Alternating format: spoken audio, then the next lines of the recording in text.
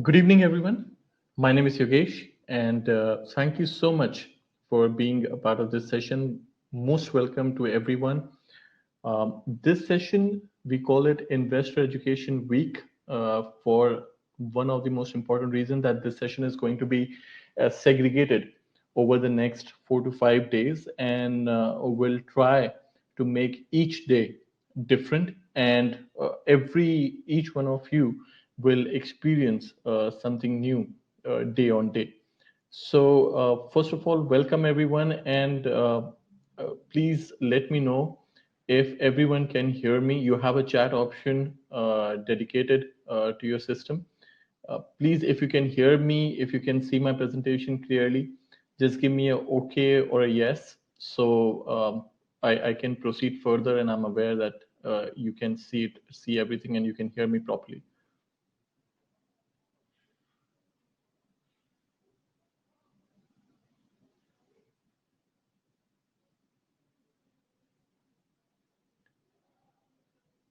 Okay, great, great. So I'm getting yeses and okay, great. Just in case, if something happens, if there's a network issue, if you have to go somewhere, if you think you're not able to give enough time, do not worry about this. There will be a recorded session. It's a recorded session, so we'll try to put this on YouTube as well, and then you can go to YouTube and you can see if you have missed something important. Because we understand it's evening time, so possibility of everyone attending this session throughout might not be easier for you. Then that's why I appreciate more than enough for you to uh, give such a brilliant turnout on this evening. My name is Yogesh. I have been working in Century from last 8 years now. And the very purpose of conducting these webinars, most importantly, is to educate investors and make them aware or keep them updated about the latest happenings in the world of financial markets.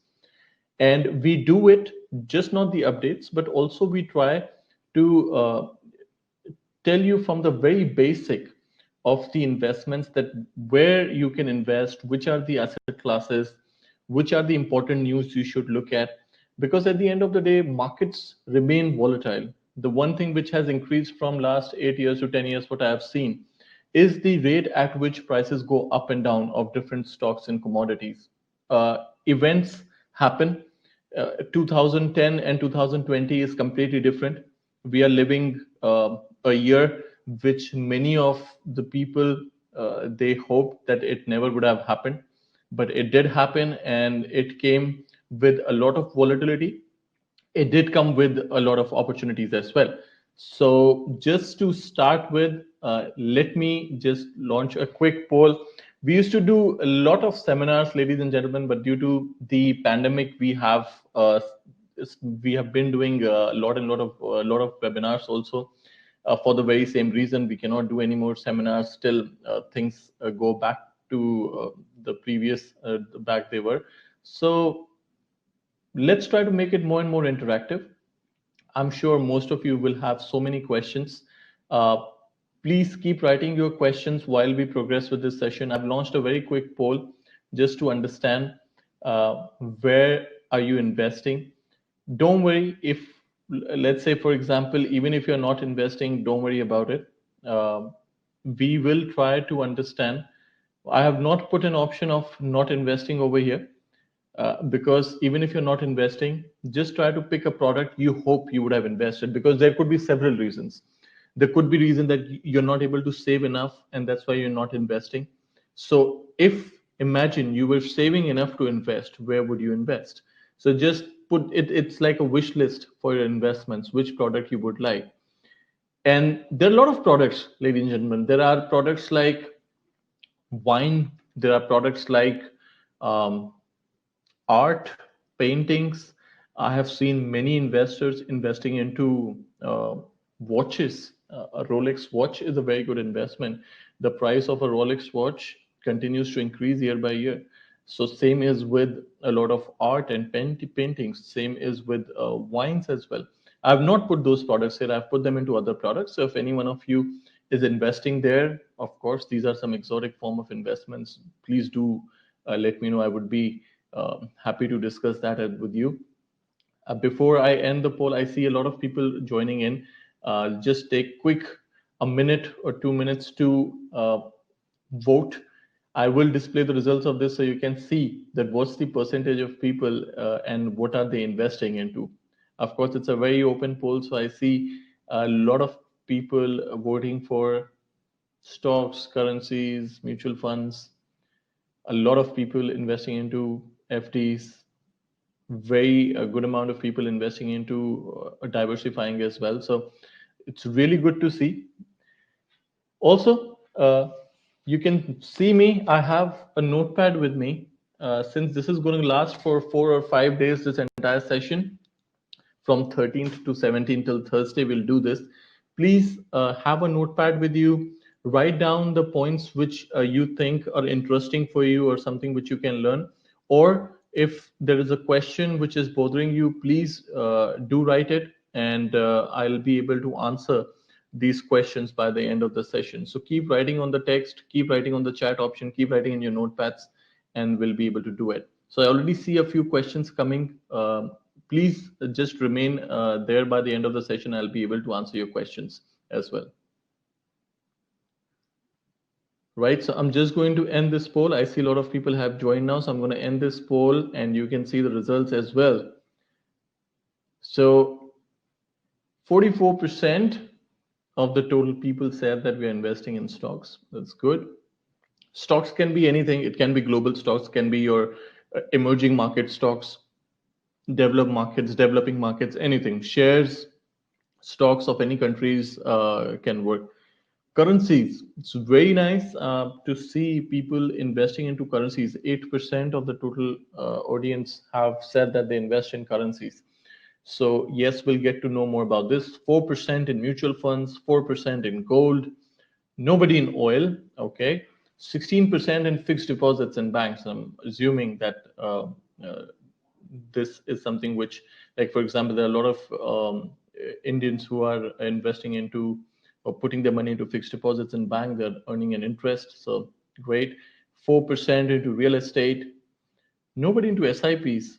SIPs are small investments, systematic investment plans. I hoped more people would be investing into SIPs, but no problem.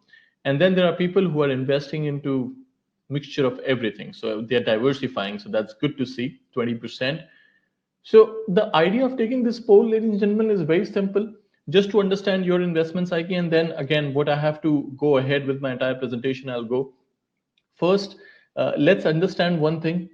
Century Financial, we are consultants, and whatever I'm going to tell you over the course of next 4 to 5 days, none of that would include any kind of assurance of guarantees to make profits or to make money. I'm not here to assure you, I'm not here to give you an additional source of income, nothing like that. This is a very informative session. Markets are really volatile. Financial markets have a lot of risk as well. So most importantly, please understand your risk appetite. Please understand how much money you have to invest. Calculate your risk and only then go for it. Okay. This is not one of those sessions where I tell you that you can have a Ferrari or a big house by the end of the session. It's not one of those things. So please be careful, calculate your risk. Do note down what I'm telling you. This is some really good relevant information you can gain here from.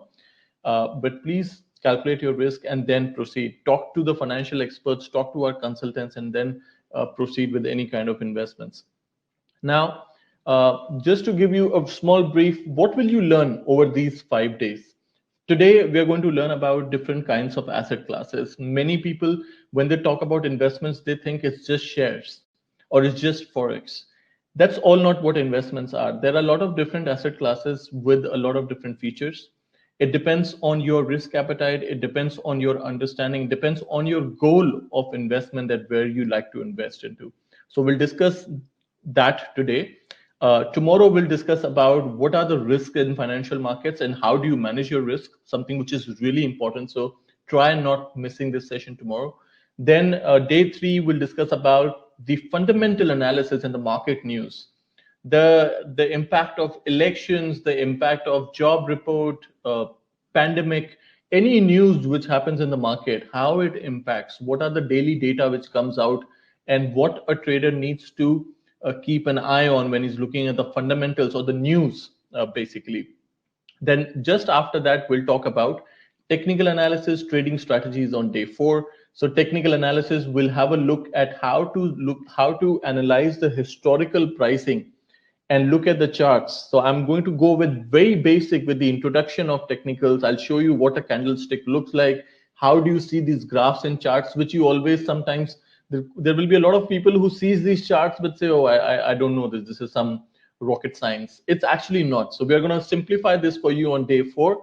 And then day 5, you're going to trade live in US market, and we'll look at some coming opportunities in 2021 and the market outlook of what we are expecting in 2021.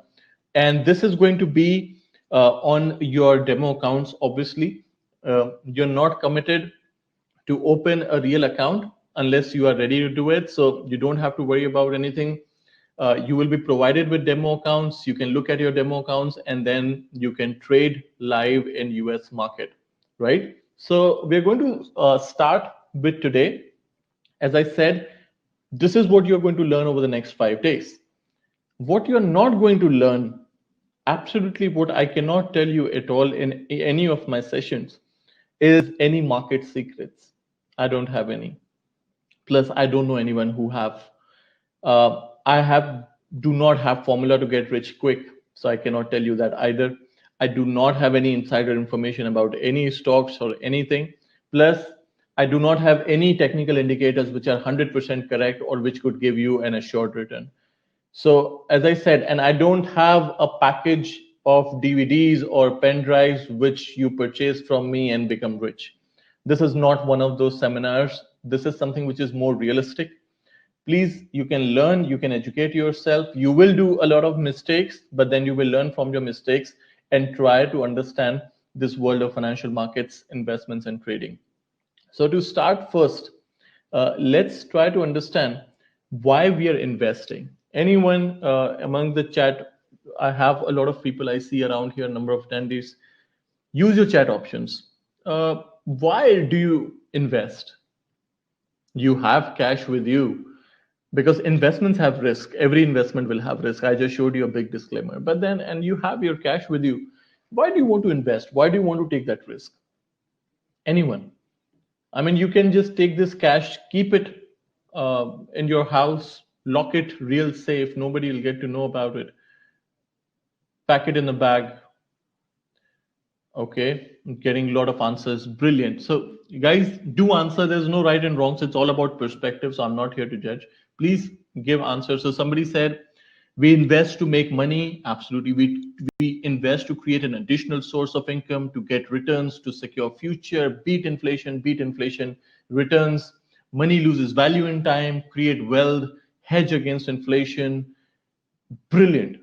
For capital gain, diversify our risk, grow the money, increase funds, grow money. Absolutely. Brilliant answers, everyone. Amazing. This is a much more informed crowd than I expected. So brilliant answers. A lot of people said to hedge against inflation, money loses its value. So so I keep writing this down, guys. These are brilliant answers. Compound the value of money. Absolutely. So I'm writing these answers. Please keep noting down in your notepad also. So hedge against inflation, money loses its value. So that is the best answer, that you want to increase the value of your money. And why you want to increase the value of your money? Because inflation exists. Inflation, the price of 500 dirhams 10 years ago would be something else. You could buy more in 500 dirhams. But 10 years after, the value of 500 dirhams is not same anymore. Or relate yourself to the currency of the country you're from. Let's say, for example, if I'm from India, 10 years ago, my salary was 5,000 rupees in India, and I wouldn't know what to do with it because it was so much money for me. But now 5,000 rupees is nothing. I go out, have a dinner party with my friends, and 5,000 rupees is over. It's nothing. Why? Because things went expensive. Things became expensive. So the same 5,000 rupees, it doesn't hold the same value for me. So if you have 100,000 dirhams today, maybe this 100,000 dirhams after 10 years will not have the same purchase capacity. Maybe things you can buy now with 100,000 dirhams, you may not be able to buy with the same 100,000 dirhams. That's why you look to grow your money, right? You try to gain profit on the on the capital you have. You try to increase your capital, you try to increase your money, so you look for additional sources of income. You look for so I should point this out: additional sources of income, uh, it's good, but the focus of your investment should be to grow the value of your money, because you can invest into into a place where you may or may not get a regular source of income. Because when you say source of income, you will have a number in mind, and maybe the place where you have invested over the first year, it may not give you the same amount of return. So the source of income may or may not be the right reason, but the very good reason is to increase or grow your money at some point of time. It may take a year, it may take 5 years, it may take 10 years, you never know. It depends on which asset class you're investing. So we understand one thing: inflation exists, and the value of the money, if kept on in a safe, or if kept with you in the form of cash, it will erode the value of money. They say that the biggest risk in investing is the risk of not investing at all. The biggest risk which you face is the risk where you do not invest. Because if you're not investing, then the value of your money definitely gets eroded. So better take a risk, better take a chance and invest into an asset class where you can expect a certain amount of return. Now, moving forward, why do you invest? Inflation, growing the value of your money, compounding value, gain profit, get connect with the market. But where do you invest? Now, this question, where do you invest, depends on a lot of things. It depends on what's your age, how old are you, what work do you do, how much is your annual income, how much is your savings, how many kids do you have, what is the size of your family, right? How secure or not secure your job is, what is the age you want to retire at, what is your health condition, is there any major expense coming in? There are a lot of things. And you have, because all these factors which I talked about, it helps you define your risk appetite. It helps you define, if I am a single individual, I'm not married, and I have just started my career, so I will seek to invest into riskier asset classes which might give me a higher return, which have higher risk. Because if I lose money today, I have a lot of years to earn that money, so I will seek for higher returns. So I may invest into riskier asset classes. But if I am 60-year old and I know I'm not going to work anymore, so there's no point of me investing into riskier asset classes, because if I lose that money, then I don't have an additional source of income. So as old as I grow, I start taking money out of the riskier asset classes and start putting money into asset classes which are less riskier as compared to the one which I have. So I have prepared one small uh, investment pyramid for you. Just understand this pyramid. Look at the very foundation, look at the very base of this pyramid. And you will see the base of the pyramid starts from your savings, your cash, something which you should have. Everyone should have cash or savings to exhaust. Because there, one thing which pandemic taught us, pandemic was not a happy situation for anyone.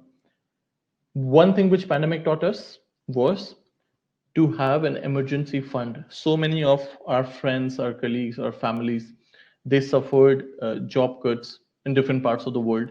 They suffered layoffs. They suffered the reduction in pays. They work from home. Everybody suffered. Everybody went through this. What we learned from this? We learned that first thing, everybody should have that emergency fund in their account. If you're not maintaining an emergency fund right now, please start maintaining. This is a big wake up call for everyone.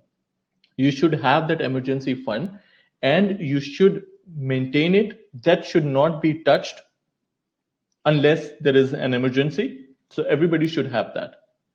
Second thing, you should have savings. You should have enough money in case if there are rainy days or rainy years, you should be able to exhaust that. So that's the base of your pyramid, right? Once you have done your base, once you have that kind of money, then you move on. Then you start investing into some fixed income assets. Now, if you see, the level just went up after you have put up a good layer of your savings, your enough cash, some money out of it, you start investing into fixed income like bonds. Now, we'll go through each of these asset classes, ladies and gentlemen. So don't worry about it. We'll discuss everything in detail. Now, bonds are kind of a fixed income assets where you invest a certain amount of money and you get a fixed coupon or an interest rate of on your capital, and by the end of a maturity date, you receive your capital back.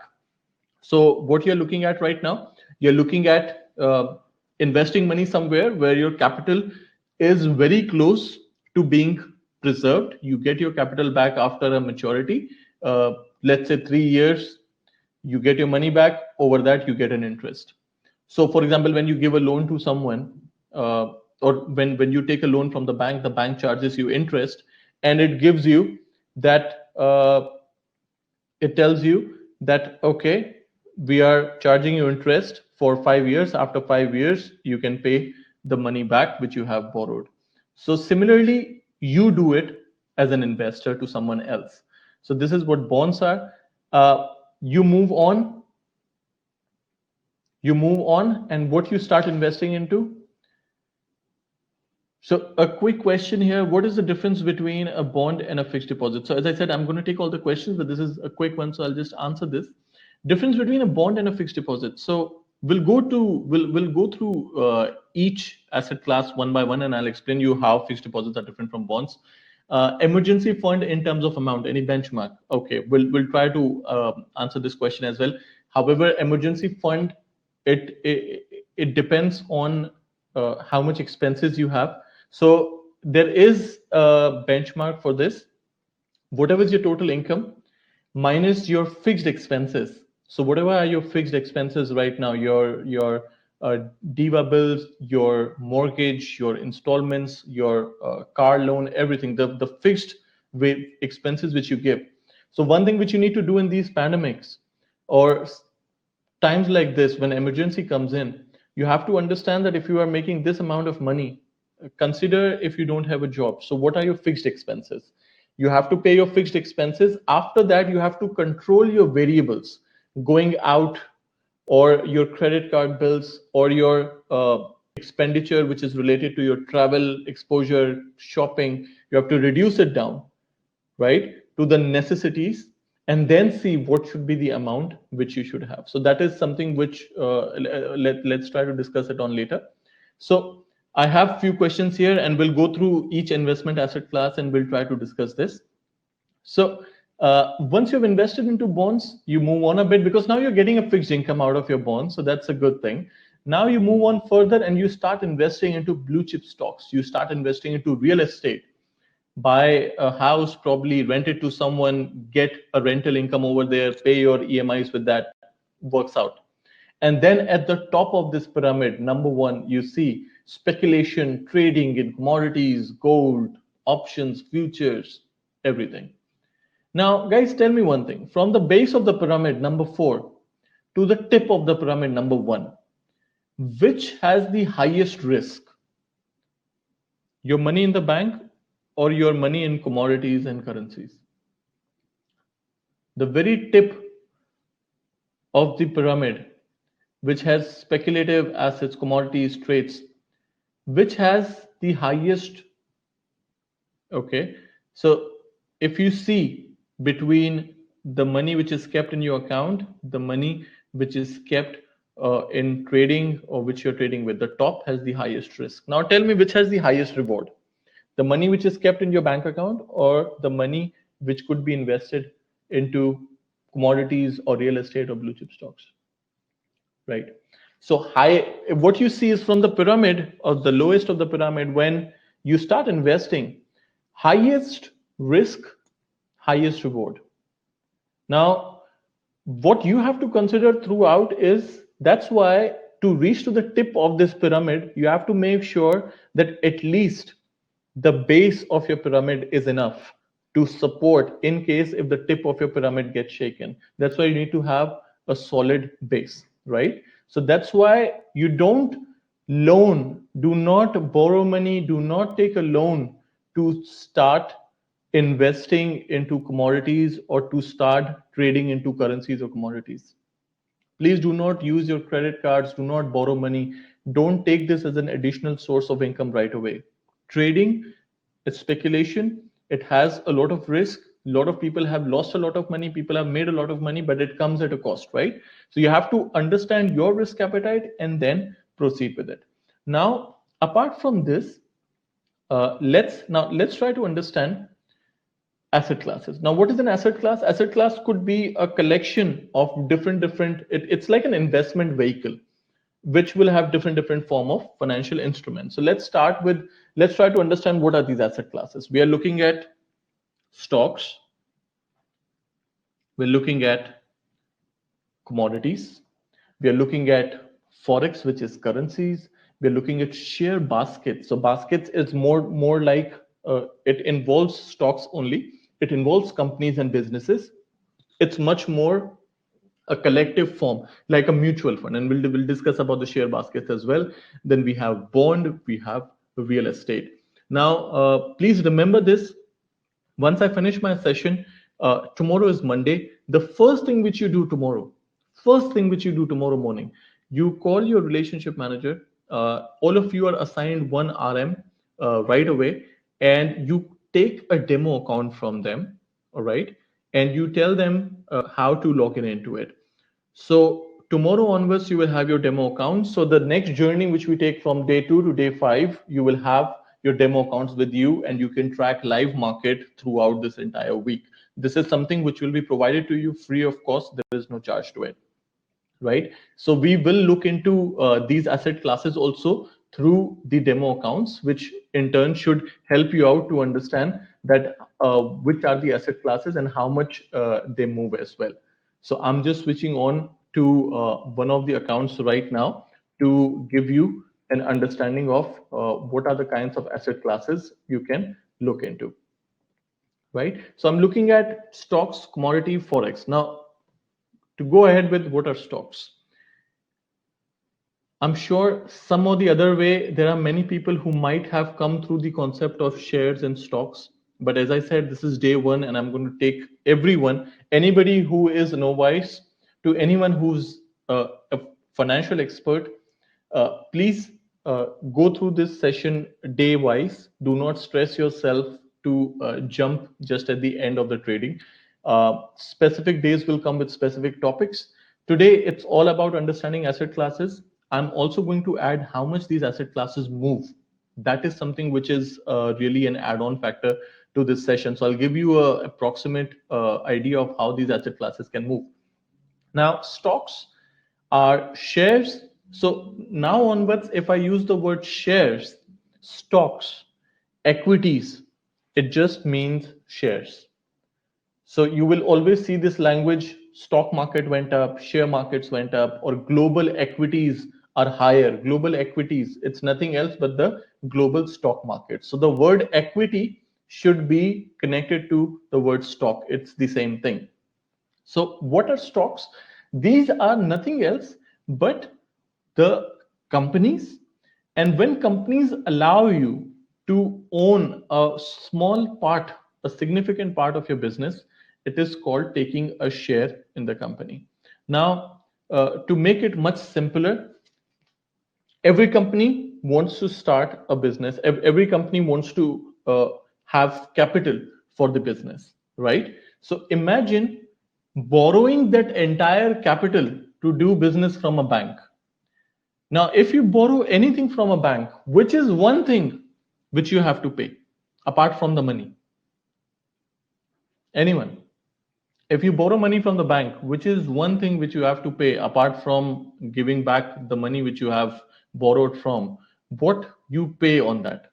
What is the cost of that borrowing? What is it called? Okay. Absolutely right. Interest. You pay interest over borrowing, right? Now, when a business invests, when a business starts, if I have a firm and if I have to start a firm and I need capital, so if I borrow entire capital from a bank, my business might go for 20 years, 25 years, and there could be interest which I have to pay year on year. Now, this is going to reduce my profitability, right? I have to pay interest year on year. I have to pay administration fee year on year on my capital. That means because I have borrowed this.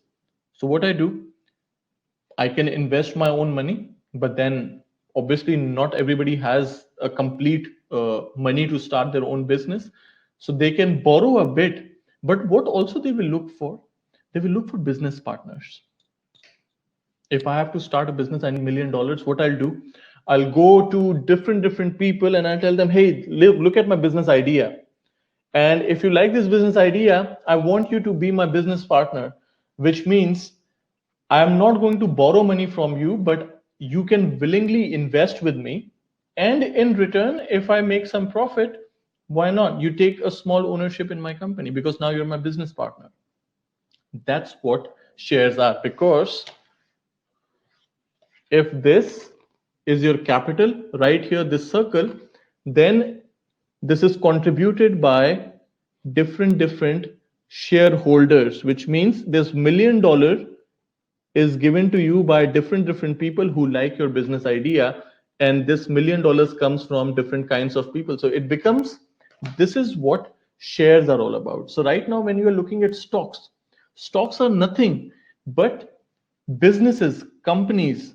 If you have an iPhone, it is a listed stock because Apple is the company or Samsung is the company. If you have Apple phone or a Samsung phone, if you have a laptop which is Dell or Microsoft, if you are wearing Adidas or Skechers, if you're driving Ford, Volkswagen, if you are connecting on Zoom, if you are shopping in Walmart, if you are taking your stuff from Unilever, or traveling in a Boeing, or using Netflix, all these companies have their shares in the market. You can actually invest into these companies by purchasing their shares at a specific price. Now, there are two kinds of incomes which comes from stocks. Many of you have heard about this, but let me clarify this. There are two kinds of income which you can earn. Let's say you bought a stock of Apple at $100 per share, but there was so much demand for Apple shares that now the stock price from 100 has gone to 110. So if you bought one stock for $100 and now the market price is 110, what is your profit? Write down over the chat option, guys. What's your profit? You purchased one share of Apple for $100 and now the market price is 110. So if you sell your current share, how much is your profit? $10 on one share. If this was 100 shares, if you had bought 100 shares, okay, tell me this way. If you have purchased 100 shares of Apple at a price of $100, how much you have totally invested into Apple? What is the total amount which you have invested into Apple if you have bought 100 shares, $100 each? How much is the total money you have invested in Apple? You have bought 100 shares for $100 per share. One share of Apple is $100 and you have bought 100 shares of Apple. Okay. So guys, I'm getting different answers here. So the one which is with 10,000 is right. $1,000 is wrong. Just calculate the right zeros. One share $100. So if you're buying 100 shares of Apple, you're investing $10,000, right? Now, if you see, if from Apple, if the price of Apple from $100 goes to 110, that means you are making $10 every share. That means if you have 100 shares of Apple, you're making $10 on every share. Your total profit is $1,000. So you made 10%, right? Similarly, any share which you buy, now this what you saw right here. You bought shares and then shares went up and then you sold it, you make $1,000 profit. This right there is your capital gain. What do you call it? Capital gain. This is one form of invest. This is one form of earning which you get from stocks when the stock price goes up. Similarly, if stock price goes down, you have a capital loss. Okay. Remember this word: capital gain, capital loss. What is capital gain? When the value of stock goes up, you sell it, you make a profit on it. If it goes down, you make a loss on it. So that's capital gain or capital loss. So that's one form of income which you can make on stock, which is another form of income. Another form of income is called dividend. Dividend is more like a fixed amount which the companies they deliver to reward their shareholders for taking the risk. It is for a definitive time period. It can come mostly in US stocks. It comes every quarter, but on very specific stocks. Not every company delivers dividend. So companies like Facebook, Zoom, Tesla, they do not deliver dividends. But companies like Coca-Cola, ExxonMobil, the ones which are which are more like value stocks, which are older companies, they are delivering dividends at a fixed percentage. So you can earn two ways from a stock. One, if the stock price goes up, which is situational. Second, which is a bit more fixed, that is called dividend. Every quarter a dividend comes, so you have the opportunity to earn a fixed income on some stocks four times in a year. If you hold that stock throughout 1 year, four times you will be credited with dividend, given the fact that most of the US stocks they declare dividends every quarter, right? Dividend is nothing else, guys. It's a part of the profit. So the net income which a company generates to reward the shareholders for trusting them, they give a significant percentage or a decided percentage to those shareholders. So Apple, for example, or let's say Coca-Cola, for example, delivers 80 cents dividend every quarter. 80 cents dividend, which means, tell me now, if you have 1000 shares of Coca-Cola, okay, and if Coca-Cola is declaring 80 cents of dividend every quarter, and there are 4 quarters in a year, what is the total dividend income which you make? So what you have to do is calculate the total dividend first, and your dividend is 80 cents every quarter. So there are 4 quarters. So calculate the total dividend, and you have 1000 shares of Coca-Cola. So multiply that total dividend by the price or by the number of shares, and you will get exactly. So you started getting numbers, $3,200. So 80 cents multiplied by 4 quarters, 3.2, 3.2 multiplied by 1000, $3,200 total dividend is what you get. So this, if you hold Coca-Cola share for 1 year, 1000 shares, you receive this much dividend, right? Everybody with me on stocks? Please keep writing questions. Any questions? As I said, by the end of the session, I'll try to answer the questions. Somebody asked me, why does Facebook and other companies you mentioned do not pay dividends? So, good question. There are two kinds of ways you can make money, right? I told you it could be a capital gain or it could be a dividend. Why Facebook and other tech companies? And it's a very important question, very good question. That why some companies are not paying dividends? Because they might be using that money for something else. So, a company like Google or Facebook or Tesla, you will see most of the tech companies, they do not give dividends. But if you see their movement throughout 1 year, how much they move. Tesla moved from $400 to $2,000 per share. It does not give any dividends. Why? Because most of the tech stocks, their entire existence is based on how well they keep themselves upgraded about the technology. So Tesla has to spend more money on R&D, research and development. Alphabet or other companies like tech companies, they have to spend more money on research and development. So whatever profits they generate, most of it gets reinvested into upgrading their technology. So that's why they don't distribute any dividends. But what happens to them? What happens to the shareholders who were, tell me, if you had bought Tesla last year and Coca-Cola last year, what you would have made money in, maximum money in, because both stocks went up. While Coca-Cola would have gone up by hardly a few percentage, Tesla went up by thousands of percent. So no dividend there, but a higher capital gain, right? But the risk of capital loss is also there in those kind of stocks. So we'll discuss more about these companies who are giving dividends or not. This is a more discussion like value stocks versus growth stocks, right? We'll discuss about this. As of now, I hope the concept of stocks is clear. Moving next to commodities. Now, commodities, very important sector.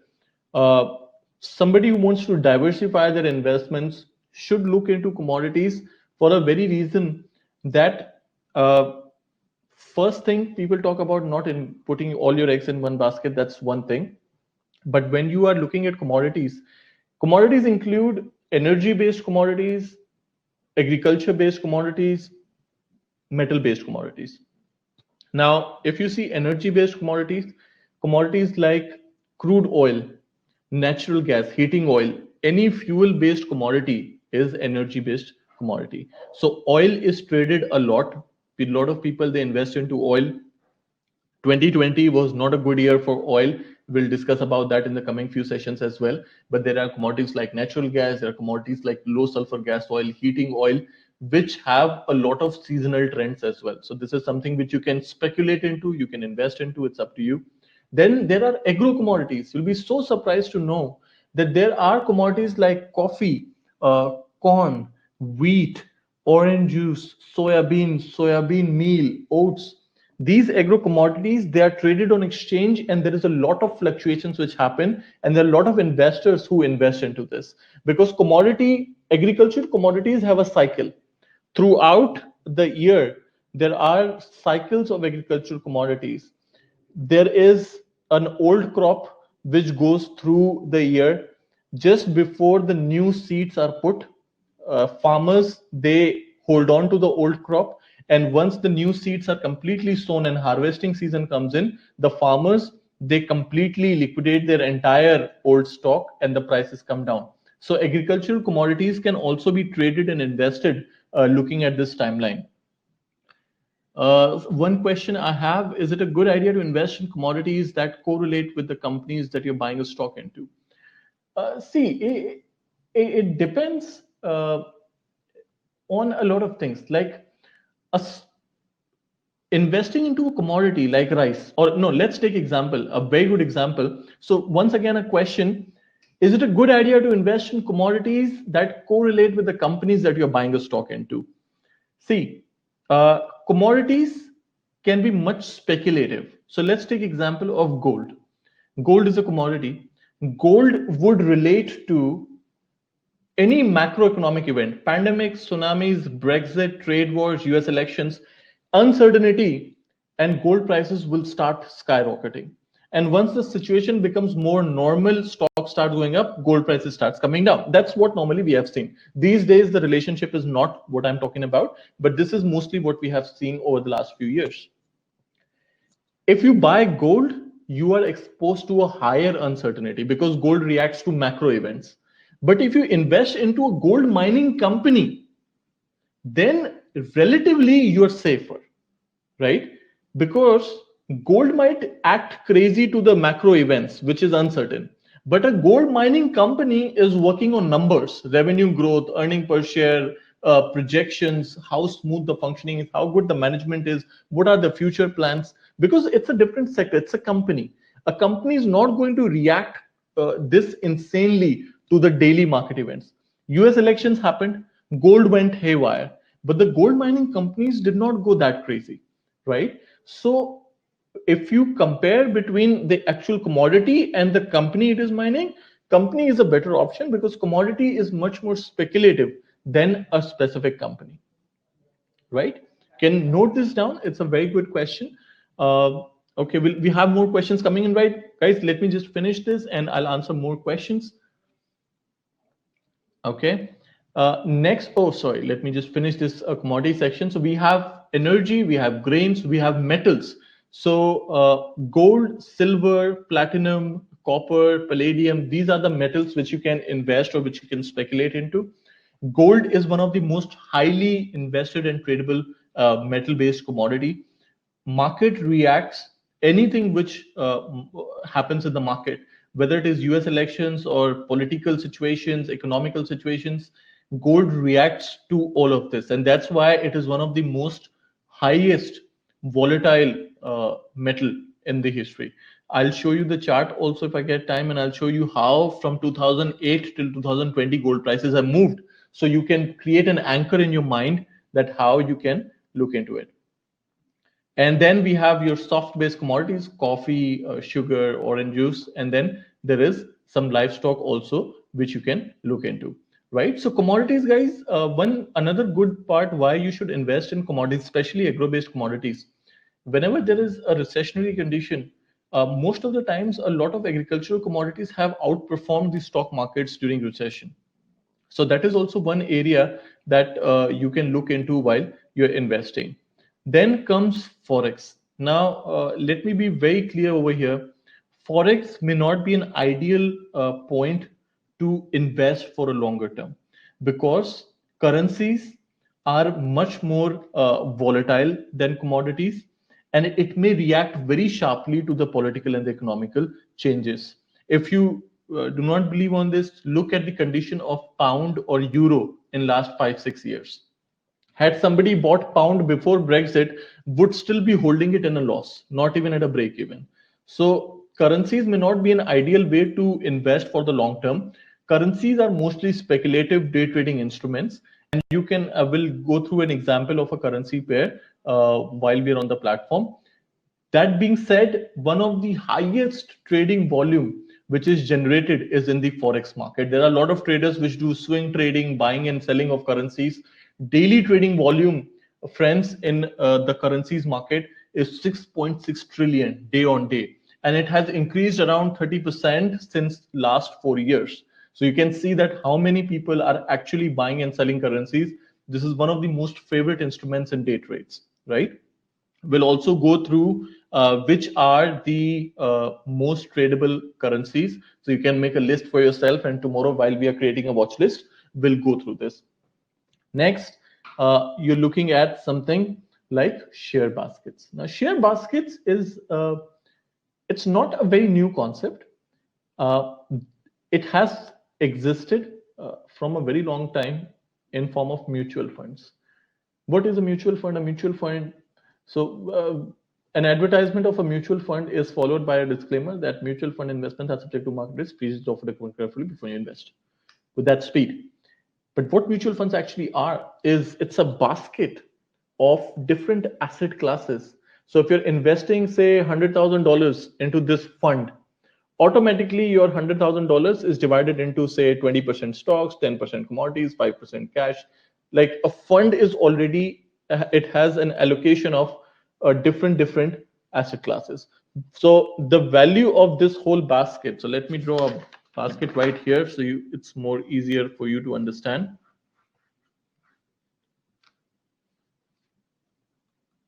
Look at this. This right here is a mutual fund, and in this, let's say this majority here, this is in stocks, then some money is invested here in commodities, some money is invested here in bonds, and then some money is kept cash. And the value of this fund goes up and down depending on the performance of all these asset classes. So when you invest into a mutual fund, by default, you are actually diversifying your investments into different things. Share baskets, exactly like this, but now these baskets are much more theme based. What Century gives you on this platform via CMC is these are mini portfolio of stocks, and they're built around this specific theme. So if you say streaming basket, this streaming basket has a nominal value, it goes up and down, but on the basis of what? On the basis of the companies which this basket is tracking. And which companies this basket is tracking? If I say a streaming basket, video streaming basket, which is the first name comes into your mind when I say video streaming? Please write down on the chat, which is the first name comes into your mind when I say video streaming? Video streaming, live streaming, video streaming, which is the first name comes into your mind? Something which was very popular in the pandemic. Okay, Netflix, YouTube, Amazon Prime. Brilliant, brilliant. All these answers, absolutely everything is right. So all these things, streaming basket, right? Zoom. So there is Hotstar, Disney, all these companies which are providing live streaming. So this basket will have all these stocks, and basket will track these particular stocks which are specifically related to the streaming. And the value of the stocks, if it goes up, then the value of the basket goes up. If it goes down, the value of the basket goes down. Now, what is your advantage over here? That when I said streaming, if you invest only into Netflix or Amazon or Zoom or any one stock, you have a risk of being exposed to just one company, right? Tomorrow, if Netflix doesn't do well, then Netflix, yes, BI and Shahid, all these companies. So let's say tomorrow, if Netflix doesn't do well, then your investments are down. But if you're invested into a basket of streaming companies, maybe Netflix is not doing well, but Amazon Prime is doing well. So your basket is balanced, right? Second thing, you save a lot of cost, because if there are 10 stocks of streaming and if you buy all 10 separately, then you pay commission for each one of them, right? But you buy just one basket, you are already exposed to different companies. So this kind of gives you an important edge, and this is something which you can now see. Look how many kind of themes are there: artificial intelligence, oil and gas basket, gaming basket, renewable energy basket. Friends, renewable energy is something which is one of the most important. So on last day when we are trading live in US market, we'll look at the market outlook.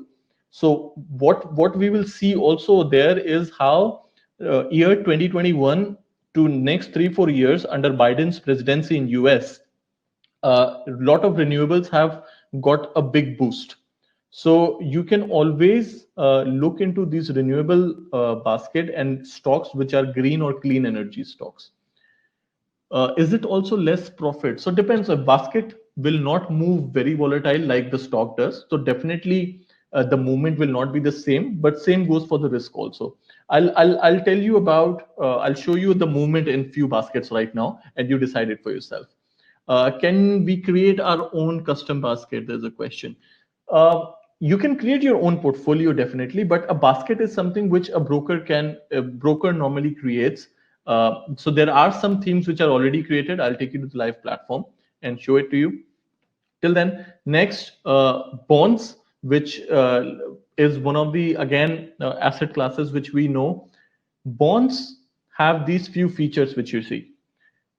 Issuer, a company which issues bonds, like the company which issues shares. There are companies which issues bonds. There are government which issues bonds, by the way.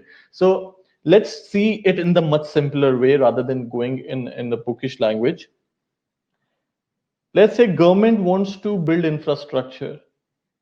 They want to build roads, they want to build houses, and they want to spend money, but they don't have that. So what they do, they invite people and they say that, people, we want money from you, and we promise you that we'll pay your money back after 5 years. And since we are borrowing this money from you for 5 years, every year we'll give you interest over this money also. And to make sure that this happens, we as government of, say, United States, if that's the government which is issuing bonds, we as the government, we are issuing you a certificate, a bond certificate, which says that we are issuing these bonds and we are borrowing this much money from you, and the maturity of this bond is after 5 years. Until then, you will continue to get a fixed interest rate over the money, which will be called as coupon, right? Now, when you're thinking about this, you're thinking, my money is pretty much protected, because US government, if they have promised something, or they are not going to get defaulted on it, right? That's why many people, they would invest into bonds just for the sake of a less riskier asset class. Tell me, now when you know how a bond works, you know how a stock works, which is more riskier, a stock or a bond? Write it on the chat. Which is more riskier, a share or a bond? If I am a 60-year-old person and I want to invest, should I invest into share or should I invest into a bond?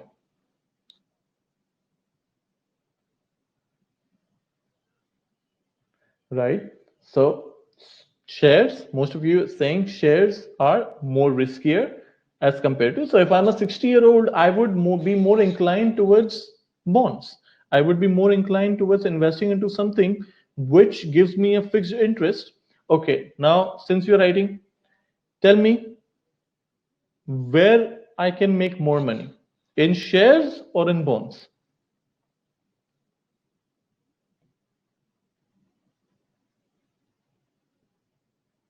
Where can I make more money? Can I make more money in shares or I can make more money in bonds? What's the scope? Right? So you understand now what I'm saying.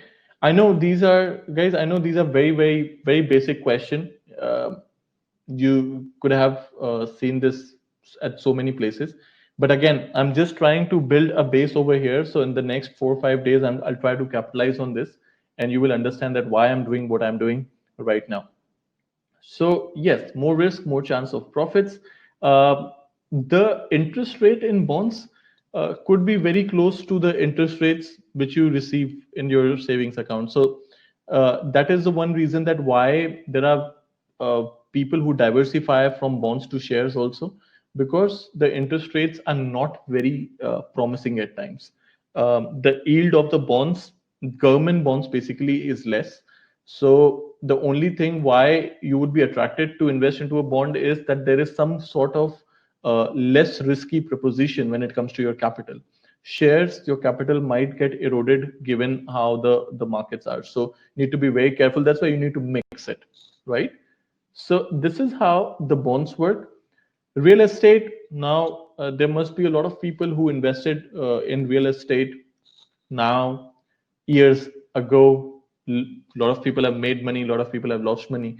So guys, real estate is also two asset classes which have the capacity to beat inflation are stock markets and real estate.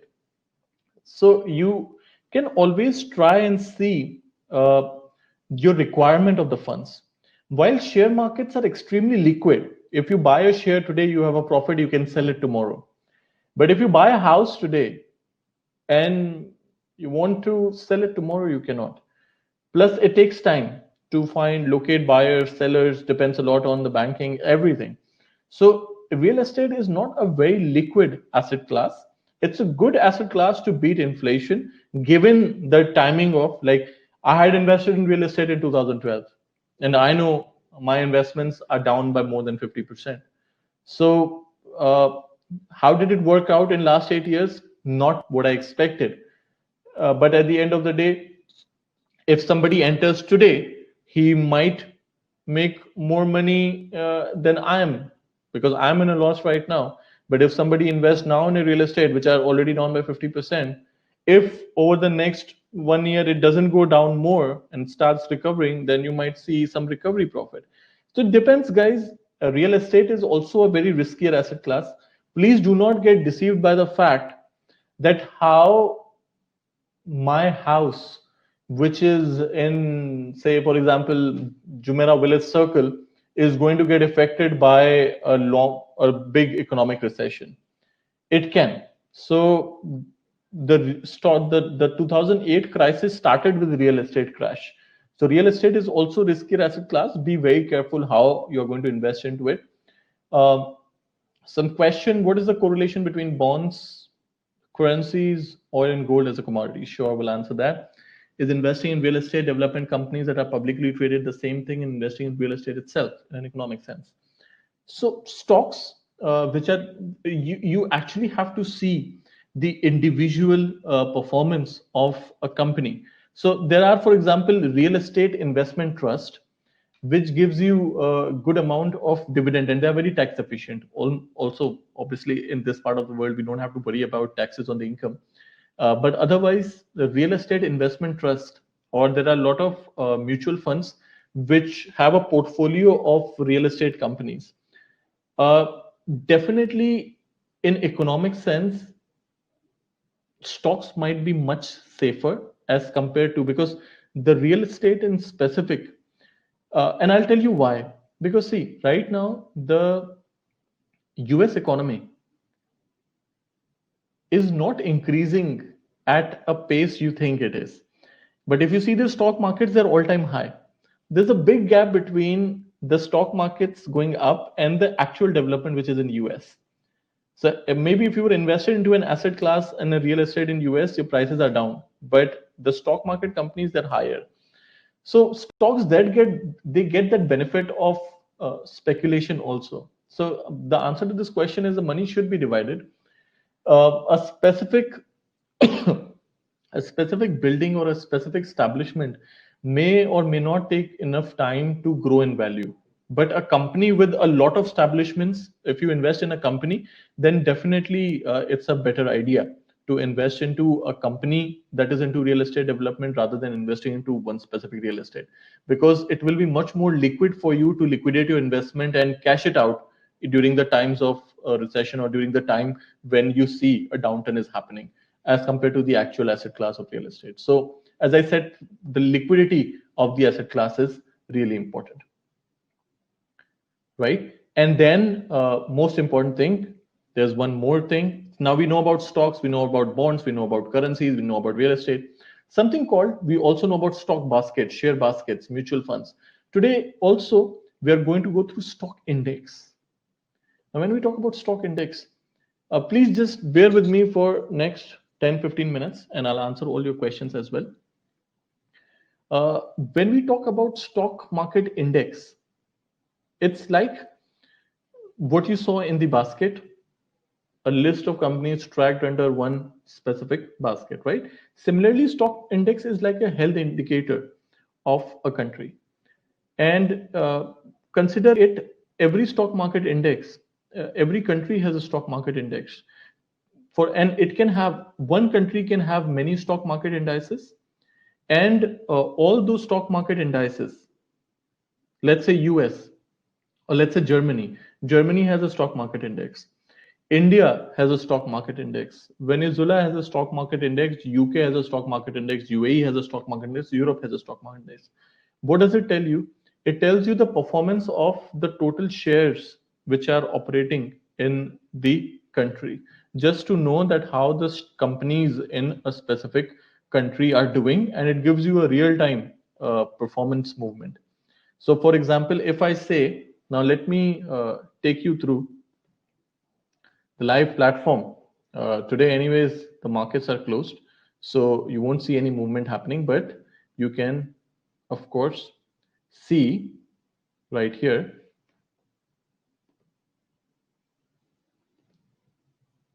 I hope everybody can see this. I'm just showing you right now only the asset classes. Let me zoom this in for you. This is the live platform, ladies and gentlemen, and you will also get this demo if you ask for it. There's commodities. Now, if you see there are commodities, agriculture index, coffee, cotton, everything is given over here. I'm going to jump it out to the indices. Now look at these indices. Look at Australia 200, Canada 60, Germany 30, Japan 225. Now tell me one thing. Take a very sweet guess if you can. Australia 200. When I say Australia 200, what do you think about it? What is 200 and what is Australia? What do you think it is tracking? And why there's a number next to it? What is Australia 200? What is the significance of the number 200?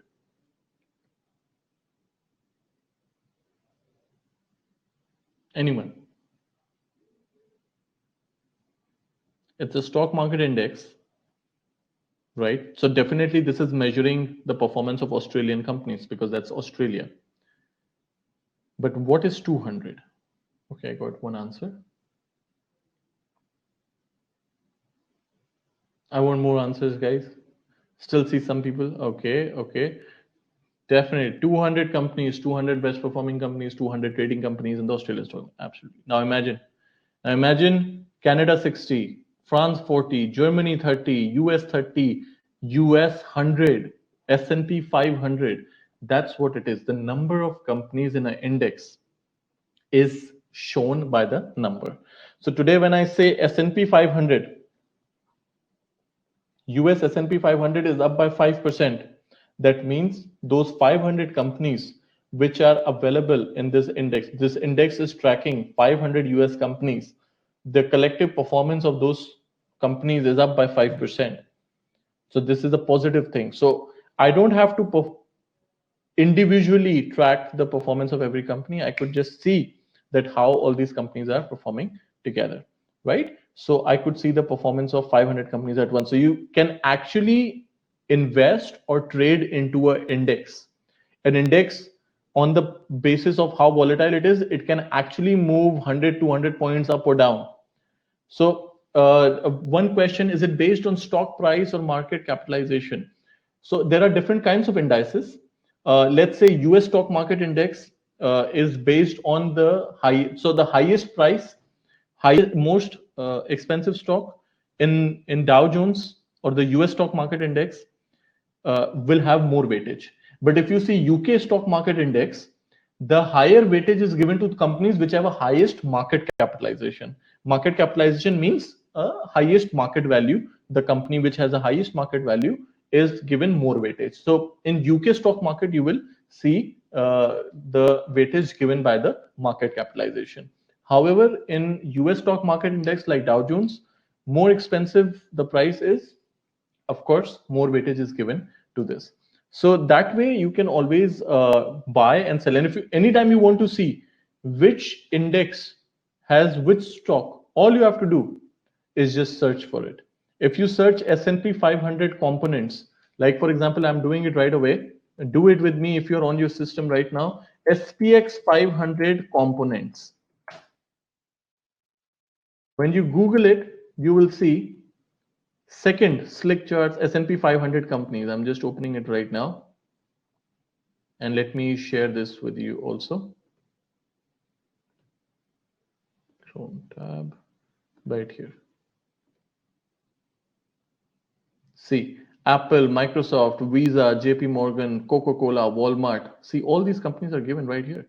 You don't really have to look much. eBay, all these 500 companies are given, ladies and gentlemen. So you can see that this index is made of how many companies? Ralph Lauren, Carnival Corporation. Look at this. Constellation Brands, which is a company, Cigna Corporation, and we can look at these sectors also: McDonald's, Medtronic, Broadcom, Nike, right? So now you know that if you're looking at a stock market index, which are the companies which you will be looking at, right? So you can actually buy and sell and invest into a stock market index also. Going back to the platform. Okay, so there are share baskets, there are shares, indices, mutual funds or exchange traded funds, the concept which I told you, currencies, commodities. I have not talked about cryptocurrencies in this for the very same reason that cryptocurrencies can be very speculative. So this is something which I can take one-on-one question if you guys want to. But normally I don't talk about cryptocurrencies a lot because a lot of fundamentals are missing from it. So it could be a very high risk asset, but it is there in the platform. If you like to trade in it, you can. Now, very quickly, I'll just take a few questions, guys. We're almost next to the end of the session. So I just want, and if you have any other questions, please keep asking. I'll just start from the bottom to see some questions. Is it a good idea to invest in commodities that correlate to the, okay, I answered this already. Uh, to invest in commodities, except metals, we have to use derivatives. Will it be a good diversification security for long term? To invest in commodities, except metals, we have to use derivatives. Will it be a good? So with derivatives, you can make a lot of strategies and pairs. Something which we can discuss on day 3 or day 4. But yes, it could be a good way to diversify. If you don't want to use metals, you don't want to invest into commodities, uh, you can use derivatives even in gold. Like even for metals, if you use derivatives, it's not that a bad idea. You can actually do it, and there are a lot of arbitrage based strategies also which we can. Okay, very quickly, next question. Okay, can you create your own custom basket? I answered that. Okay, further, one more. I think there was one more question. Please keep writing. What about company issued bonds? So a company which issues bonds will may have a higher yield, may have a higher percentage yield because it's a corporate based bond, but it will also have a higher risk. So the reason why government bonds have mostly lower yields, but the corporate bonds are higher, because a Apple bond is much capable of being default as compared to a US government bond. So company issued bonds have higher yields. We have a lot of corporate bonds which you can invest into, but then please understand the risk and then look into it. Okay. Correlation. What is the correlation between bonds, currency, and oil and gold as a commodity? So I'll tell you a very quick relationship between uh, oil. So oil and gold does not have a correlation. Uh, there is nothing significant as a correlation which I would point it out between oil and gold. Oil, if you see, oil and Canadian dollar has a very strong correlation. They both move positive. So if Canadian dollar is stronger, oil prices are stronger. If oil prices are weaker, you will see Canadian dollar is also weaker. But a most important correlation is between gold and dollar.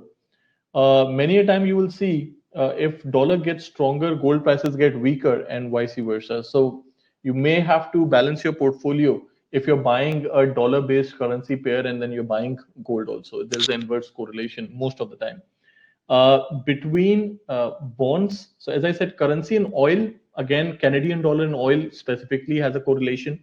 US dollar and gold again has a correlation, so you can look into it. Bonds and stocks is something which you can look into, because a lot of people would invest if stock markets are going higher, then few people will start investing into bonds. These days anyways interest rates are low, so most of the people are inclined towards stock market. Due to the pandemic, central banks have kept interest rates very low and there's a lot of stimulus going in, so that's why stock markets have started going higher and higher, and that's why most of the people would prefer stocks at this point of time. So that's it. Investing in real estate development companies that are trade, I answered that. And the top 200 companies, okay, I answered that. Okay, about bonds, please, can we invest in other countries' bonds? You can, but you have to be very careful. So there are different countries with the bonds. Somebody asked me a question, very good question. Can we invest in other countries' bonds? You can invest. However, I still feel that you can invest into a lot of emerging market bonds. India, for example, you can invest into emerging market bonds because uh, it is expected that a lot of emerging markets will recover over the next year. So that is something which you can look into, and there are different countries. So US government bonds are called treasuries. UK government bonds are called guilds. German bonds are called bunds, oats. Like the French bonds are also there. But you can definitely find out. We can sort it out for you that which are different countries. Particularly emerging market bonds have a kind of scope. So I was reading the other day that emerging market bonds are something which are expected to go well.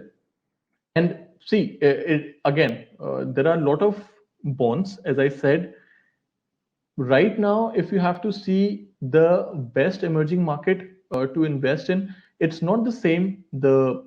So emerging markets will also something people talk about BRIC, Brazil, Russia, India, China. But then I feel that you have to be very selective at this point of time, because governments are also into a lot of controversies. I would suggest invest into a basket of bonds, because that is something which can actually help you out rather than investing into one specific government. You can invest into a basket of bonds, and that can be also there. So, yes, there are a lot of fund managers which are looking into investments into emerging bonds. We can suggest you some names, and that would be one. Um okay, one more thing before we finish. Can you provide a table with these correlations? I can. I can. Just send me your email address. Talk to your relationship manager and tell him that you need this table with correlations, and I can send you. And I can actually send you a proper table of correlation is between different sectors of stocks: consumer discretionary versus IT, so during recession, which sector goes higher, which sector goes lower. So I have an image of that. I can quickly send you that. So just be connected, and I'll share a table with you. Correlation between ETFs and mutual funds. It's more or less the same thing. It's not correlation. It's like mutual funds are traded through a fund manager. So if you have to buy or sell your mutual fund, you have to contact your fund manager to do that, and he will contact the broker. But an exchange traded fund, you can do it buy and sell. You can do it on the exchange itself. You can use a platform to buy and sell. But the concept of ETF and mutual fund is almost similar. A thin line difference is that ETF is more like a tracker. So mutual funds, if there's a mutual fund, imagine ETF uh, as a replica, but it is tracking the performance of that mutual fund. Mutual fund tracks the performance of assets, right? So imagine a index prepared to track the mutual fund performance. So that is an ETF, and you can buy sell that ETF without paying any fund management charge because you can do it yourself. So that's the only difference. And you can buy and sell ETF. Exchange traded fund is the full form, and you can do that also. Is it allowed for outsiders? Sorry, allowed for outsiders depends again which investment you're talking about, or if you can specify. Will gold prices go down? As of now, with stock markets going up, many people are predicting that gold prices might go down. But please see a bigger picture. Central banks are keeping interest rates low, and there's a lot of stimulus, lot of currency which is going to be printed and injected into the economy. So that is going to make a dollar much more weaker than gold. So gold prices might not take a very big dip. In fact, possibly it could be a good idea if it goes down to take fresh buying positions, because for the next few years we might see a lot and lot of stimulus coming in from Democrats. So that's good for gold, but not very good for dollar as a currency. Sorry, leverage investment versus plain investment. We'll talk about leverage tomorrow, definitely. But to answer this question, definitely leverage has its risk. If you use leverage properly, then it's a very good tool. But if you abuse it, then it's a double-edged sword. It might take your portfolio down real fast. So tomorrow we'll learn about leverage. If you stay till tomorrow, definitely we'll learn about leverage, and we'll see how it impacts your portfolio, because leverage is a very good tool to increase the productivity of your capital. So don't think leverage is bad, but to abuse leverage is something which we have to control. So we should not do that. I'm nearing 60-year-old, so I'm very conservative. That's a good thing. Uh, it's good to be conservative, and at this point of time, please remain conservative. What is the view of the valuation across markets? So somebody asked me a question in the beginning that are stock markets going higher or it's a bubble? See, I told you that there is a gap between how the actual economy is growing and how the stock markets reflect. If you look at the stock markets right now, uh, if you look at the stock markets right now, it is all-time high. And looking at those kind of things, economy should be doing extremely well. But that's not the same thing, right? So is stock market a bubble? It always is a bubble. It's just the point when the bubble bursts, and bubble is not going to burst when you or me talk about it. Bubble always burst when nobody sees this coming. What happened in 2008? People would laugh on you if you talk about housing market crash. Nobody would talk about it.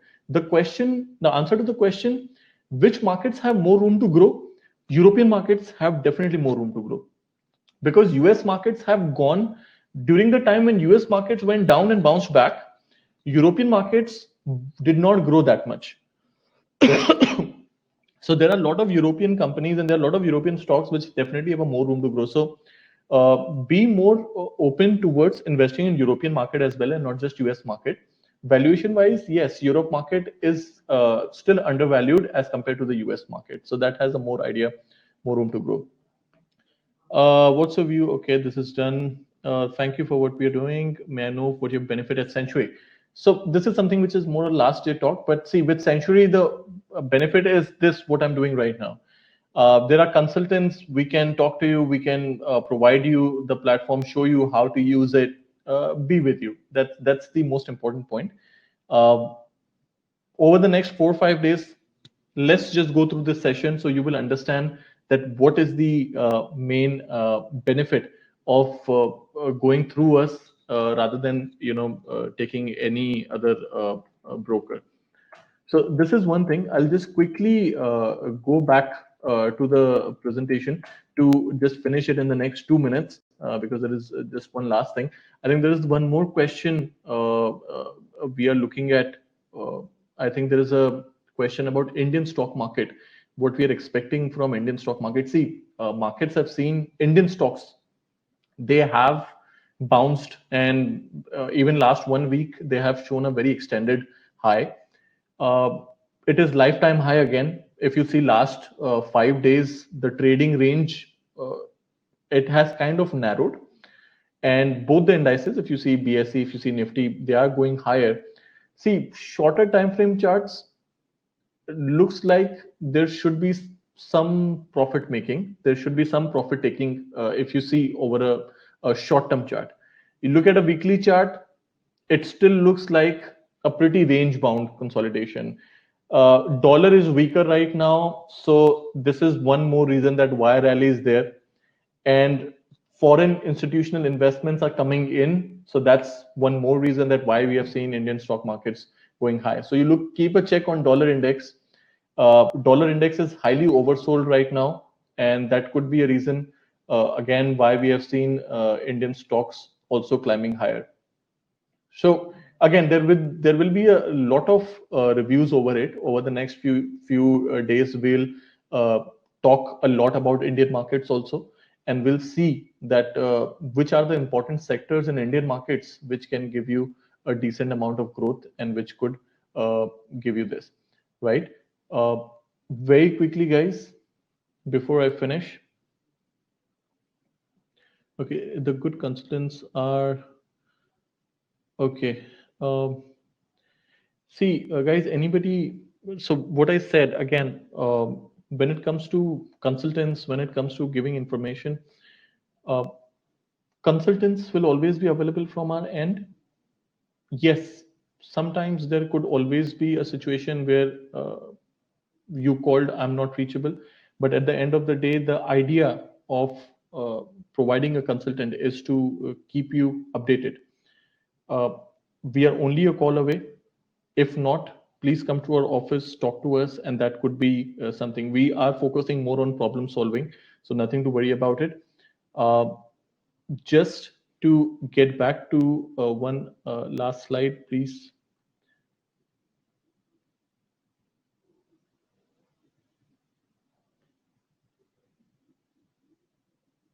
Okay, right here. Yeah.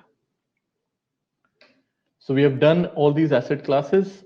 Please do review us on Google.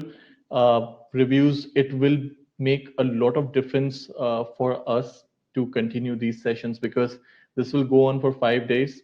And tomorrow we'll be back with a completely different thing, continuing where we left, move on to how to place a trade, what are the risks in the market, and how to manage those risks. And again, tomorrow is day 2. So be ready with your notepads, be ready with your questions. We'll meet once again tomorrow, but please, more than that, review us on Google if you like this session. Those who are not able to continue through it or do have to leave, there will be a recording of this session. It will go on YouTube later on. I'll keep you updated about this. And there's a lot more information coming in. So please attend all 4 to 5 days. Review us so that we can continue these sessions. And I'm available for a one-on-one session to all of you. So for now, tomorrow, first thing you do, call your RM, get a demo account so you can see what I do tomorrow. Tomorrow we'll do some buying and selling, understand leverage, understand short selling, and we'll try to use some risk management tools as well. Right? Thank you so much. You've been an amazing crowd, stayed for so long, and let's hope that the next 5 days also I keep seeing the same names with the same enthusiasm and the same passion. My name is Yogesh. Please be safe, take care of your health, and we'll meet definitely tomorrow. Talk to your RMs, stay invested also. That's the most important thing. And more than that, please stay safe. Thank you so much. You have a great night.